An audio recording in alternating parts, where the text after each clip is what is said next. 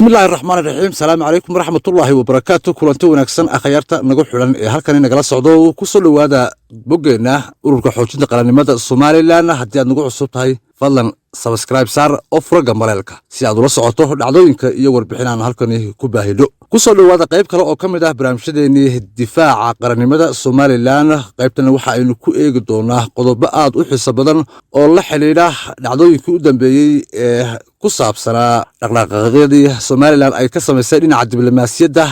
falcelinta ama dareenka uu ka qaaday maamulka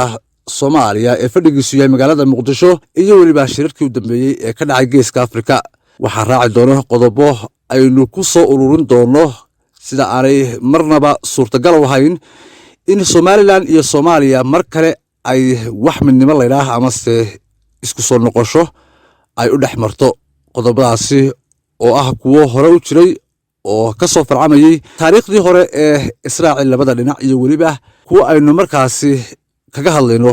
intii ka dambeysay burburkii dawladdii dhexe ee Jamhuuriyadda Soomaali guurihii iyo horumaradii ay labada dhinac gaareen oo aynu Soomaaliland marka laga hadlayo aynu dareemayno inay Soomaaliland 30 sanadood ee ka soo wareegay burburkii Jamhuuriyaddii Soomaali aynu ku qiimeyn karno kuwa aan markaasi meel laga noqdo ama se dib loogu celiyo joogin. haddaba markii dhowaan madaxweynaha Jamhuuriyadda Soomaaliland uu booqashada rasmiga ku tagay dalka Kenya iyo waliba booqashadii uu wasiirka arrimaha dibadda ee dalka Malawi ku yimi Jamhuuriyadda Soomaaliland oo ahayd isla toddobaad gudihii markii booqashada madaxweynuhu ka soo noqday uu yimi wasiirka Malawi waxa ay dawladda Soomaaliya arintaas ka qaaday sas ay markaasi la adkaysan weyday iyadoo oo baraha bulshada si ka baxsan anshaxa siyaasadda iyo diblomaasiyadda ugu weerareen labada dal ee markaasi midna madaxweynaha Soomaaliland booqashada ku tagay midna uu wafdiga uu hogaaminayo wasiirkooda arrimaha dibadda uu Soomaaliland yimi. waxaa dhacday in ra'iisul wasaaraha maamulka Soomaaliya uu isku dayay inuu xiriir la sameeyo xukuumadda Malawi si uu markaasi ugala hadlo arrinta ku saabsan wasiirkooda booqashada ku yimi magaalada Hargeysa. nasiib darrada waxay arrintaasi noqotay mid ay ku guuldareysteen isla markaana ra'iisul wasaaruhu markii uu isku dayay xiriirkaasi u suurtagali waayay lagana qaban waayay cabashadii ay markaasi doonayeen. ninka sheeganaya inuu ra'iisul wasaare ka yahay maamulka la magac baxay Soomaaliya talaabooyinka uu qaaday waxa ay muujinayaan oo Malawi iyo caalamkaba u cadeynayaan inuu ra'iisul wasaare u yahay wadan la yiraahdo Soomaaliya. sidaan waxa uu ku cadeeyay in labadii wadan ee Somaliland state ama state of Somaliland iyo Soomaaliya ay kala yihiin laba dal isaguna uu u hadlayo mid ka mid ah labadaasi dhinac. haddaba talaabadaasi maaha tii ugu horeysay ee ay Muqdisho qaado isla markaana wax u muuqda gilgilasho iyo guux ay kaga soo horjeedo horumarka qadiyadda Soomaaliland. waxaan xusuusanahay inay horeba sas iyo sawaxan uga muujiyeen talaabooyinkii diblomaasiyadeed ee ay Soomaaliland qaaday sida booqashadii madaxweynaha Jamhuuriyadda Soomaaliland ku tagay dalka Kenya iyo heshiiska maalgelineed ee dekedda Berbera. taasina ay muujinayso inay tahay arrimo walba soo noqonaysa oo ay markasta oo Soomaaliland ay xiriir la samayso wadan cusub ama talaabo u muuqata guul diblomaasiyadeed ay markaasi iyaguna dhinac ordayaan oo ay cabasho iyo dacwad maamulkaasi gudbinayaan. haddaba waxa isweydiin leh waa maxay sababta taasi gundhiga u ah mase ku guulaysan doona maamulka xamar shirqollada iyo gardarooyinka qaawan ee uu wado. maxayse arrimahani u noqdeen kuwa la kowsaday hogaaminta ninka muddaxileedkiisu si dhammaanayo ee Maxamed Cabdilaahi Farmaajo markii uu ku fadhiistay kursiga madaxweynenimo ee maamulka la baxay Soomaaliya wuxuu markiiba qaaday tallaabooyin uu kaga dhabaynayo u aarista kaligii taliyihii Maxamed Siyaad Barre iyo ka argudashada shacabkii Soomaaliyeed ee xukunka ka tuuray sida ku cad qoraaladiisii uu qoray intii uu Mareykanka joogay inkasta oo sidii uu doonayay ilaa iminka aanay u hirgelin waqtiguna ka dhamaaday isagoo oo aan ka jibo keenin qorshihiisa. waana ta iminka keentay inuu xusulduub ugu jiro xukunka sidii uu ugu soo noqon lahaa si uu u dhammaystiro qorshihiisa uu Mareykanka kala yimi. si ay taasi ugu suurto gasho wuxuu la taliyaal ka dhigtay dambiilayaal dagaal oo ay ka mid yihiin Morgan oo lagu xasuusto xasuuqii uu ka geystay Somaliland loona yaqaano Departure of Hargeysa iyo Cabdiraxmaan Gulwade oo ka mid ah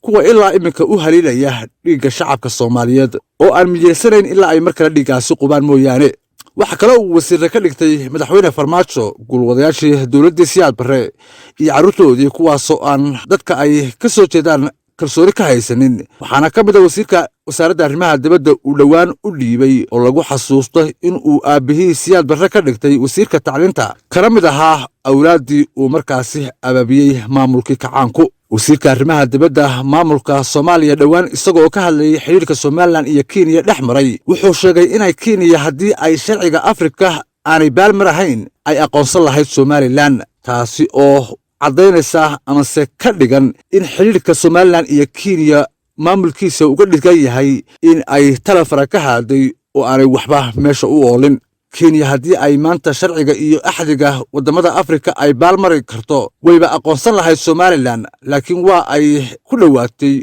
oo buunbuuninta la siiyey soo dhaweynta Muuse Biixi waxa ay tilmaamaysay sida wadankeena weerarka loogu hayo berina maxaa diidaya in gobol kale oo Soomaaliyeed ay Kenya sidaas u maamusto ayuu yiri wasiirka arrimaha dibadda ee maamulka Soomaaliya laakiinse mas'uulkaasi waxa uu si u halmaamsan yahay in ay Afrika aqoonsadeen koonfurta Suudaan oo aan buuxin mid ka mid ah shuruudaha dawladnimo ee ay Somaliland buuxisay si kastaba ha ahaatee inaga oo daba soconna barnaamijyadii aanu horaalkan idinku soo gudbinay ee ku saabsanaa dib u milicsiga taariikhda Somaliland iyo Soomaaliya iyo sidii ay labada dawladood u kala ahaayeen waxa aan mar kale isdul taagi doonaa qodobadan soo socda oo calaacal inay ka soo baxaan ka dhigaya midnimo dambe oo dhex marta Somaliland iyo Soomaaliya qodobadana waxa ay kala yihiin sida tani kow Somaliland waa dawlad xor ah 26 bishii Juun 1960 ayaa la aqoonsaday laba Somaliland waxa ay leedahay xuduudihii isticmaalka ee xubnaha ku jira ururka midowga Afrika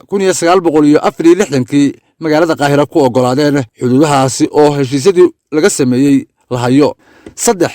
ma jiro heshiis midnimo oo sharci ah ama Act of Union waxa la yiraahdo oo dhex maray Somaliland iyo Soomaaliya afar Somaliland waa wadankii noqday dawlad inta Soomaaliya dawlad noqonin oo aanay israacin Soomaaliya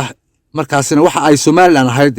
State of Somaliland oo ah wadan la aqoonsan yahay shan maamulkii siyaad barre waxa Somaliland ka geystay xasuuq ka xun kii Hiroshima buugaag badan laga buuxin karo kaaga darana kuwii xasuuqa geystay qaarkood ayaa ka mid ah maamulka farmaajo lambar 6 dalka la rumaysan yahay inay midoobeen Somaliland wuu burburay waxaanu noqday ama sabeesha caalamku ugu yeedha failed state haddii dalkaasi burburayna markii horena qodobada aan kor ku sheegnay ay jireen waxa ay Somaliland u ahayd fursad ay markaasi si fudud ugula soo noqoto dawladnimadeedii beesha caalamkana ay weydiisato mar kale inay aqoonsadaan si ay uga nabad gasho dawlad la'aanta ka jirta Soomaaliya toddoba markii ay burburtay Somali Republic ama Jamhuuriyaddii Soomaaliya ama egas koonfur iyada ayaa ka horgoosatay Somaliland sideed markaana Soomaaliya waxay ka guurtay magaca lagu midoobay ee ahaa Jamhuuriyadda Soomaali waxay dib ula baxday magacii Talyaanigu u bixiyay xilligii gumaysanayay taasi oo keentay in Somaliland iyaduna ay dib ula noqoto dawladnimadeedii sagaal Soomaaliyada horgoosatay ee beesha caalamku la siisay ixtiraafka isla markaana gashay dambiyada dagaal ee aynu kor ku soo xusnay waxa ay weli wadaa dagaal nooc kasta ah oo ay lacag badan oo shacabkeedu u baahan yihiin ku bixiso sidii ay Somaliland u wiiqi lahayd xasiloonideeda nabadgelyadeeda iyo weliba dawladnimadeeda iyadoo lacagtaasina ku laaluushto oo ay siiso cid markaasi Somaliland u maleegta shirqoollo siyaasadeed iyo kuwa markaasi dawladnimadeeda lagu waxyeeleynayo waxaana tusaale ahaan lacagtaasi lagu isticmaalaa isku dirka shacabka nabadgelyada iyo dimuqraadiyadda Somaliland ka jirta sidii meesha looga saari lahaa cunaqabatayn nooc kasta leh burburinta heshiisyadii labada dhinac wada galeen shirarkii wada hadallada ee lagu qabtay dalalka kala duwan maamulka maanta jira wuxuu joojiyay wada hadalladii wuxuuna ku bedeshay in uu xoog ku qabsado ama soo isku dayo inuu Somaliland xoog ku muquuniyo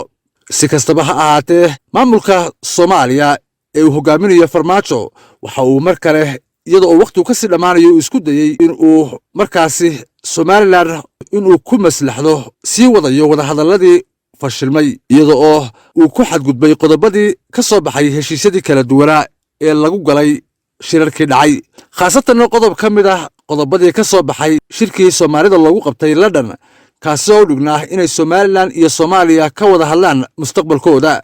laakiinse maamulka Soomaaliya maanta ka jira ka dhigay dhabu heshiisiin. Shirkii u dambeeyey ee lagu qabtay dalka Jabuutina waxaa loo qabtay in muddo 15 maalmood la isku yimaado oo la sii amba qaado sidii ay wadahadalladaasi u sii socon lahaayeen. Laakiinse taasina ma dhicin. haddaba ma waxa uu sidaasi u yeelayaa in aan beesha caalamku tallaabo ka qaadanin Somaliland oo ay weligeed u rahmanaato maamulka farmaajo, mise waxaa jira qorshe kale oo ka mid ah dagaalka ay iminka ku jiraan ee Somaliland lidiga ku ah? Sidee doontaba ujeedadu ha ka ahaatee, Somaliland waa jamhuuriyad madax bannaan oo leh nidaam dawladeed oo dhammaystiran, kuna taagan caga adag oo shacabkeedu dhidibada u aasay, dhinacyadana ka joogo, kumana